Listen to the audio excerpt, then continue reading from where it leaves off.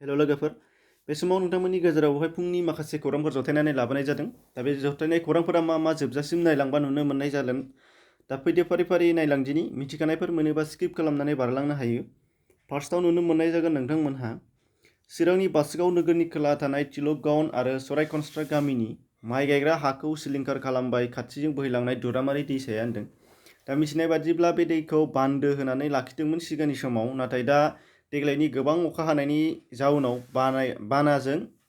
बान्दोआ बायदों आरो बान्दोनि उनथिंजाय थानाय गोबां बिगा हाखौ खहा खालामलांबाय होनदों गासै 200सो बिगा हा खहा जाबाय होनदों दा बे समावहाय नाथाय सरकारनि अनसुंथाइ गैथ'आ दा बे हिसाबै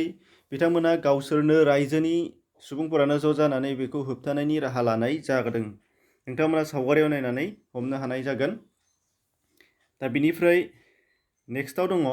आसामनि कर'नानि आपडेट दा 28 जुलाइ खालि गासै 2 थैबावदों बिथांमोनखौ नोंथांमोना नुनो मोननायजों दुलुरानि सरकार 70 बोसोर बैसोनि हेमन्त बरगोहाय 50 बोसोर बैसोनिमोन 59 जादों 50 मोन बियो बेनिफ्राय गासै 1371 सा गोदान केस मोनदों गासै 1216 सा डिसचार्ज खालामनानै होदों दा बे हिसाबै दा दङ टटेलै 34,947 सा डिसचार्ज खालामदों 26,618 सा एक्टिभा 8,238 सा दं थैनाया 88 सा आरो माइग्रेडआ 3 दङ दा बेनिफ्राय नेक्स्टआव नुनो मोननाय जागोन 28 जुलाइआव आसाम पुलिसआ उदालगुरि जिल्लानि माजबाद पुलिस स्टेशननि सिङाव थानाय मोनसे देवसानि गामियावहाय गासै गंथाम AK-56 राउन्ड राइफल मोननाय जादों होनदों दा बेयाव मेगाजिन आरो गुलि गोथांफोरबो बोखांनो मोननाय जादों होनदों नोंथांमोना सावगारियाव नुनो मोननाय जादों दा बेनिफ्राय नेक्स्टआव दङ नोंथांमोना गिख्रंथाव जाथाय बा मोनसे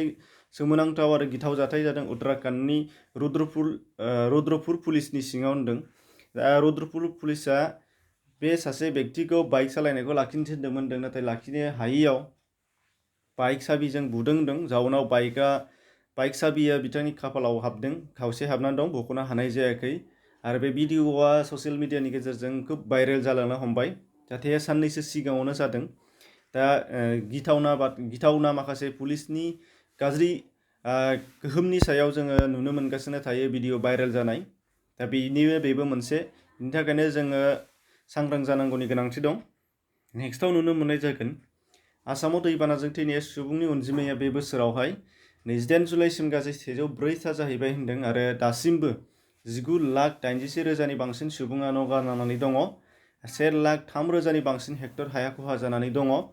बिनिफ्राय 1,771 गंसो जिल्ला गामिफोरा दासिमबो खारनांनानै दं होनदों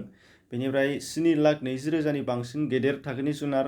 3,80,000निबो बांसिन उन्दै थाखोनि जुनार बिसोरो गाज्रि गोहोम खोख्लैजानानै दङ होनदों बेखौ आजमानिफ्राय फोसावनाय जादों नोंथांमोना लिंक दं डिसक्रिप्शनावबो नायना लानो हानाय जागोन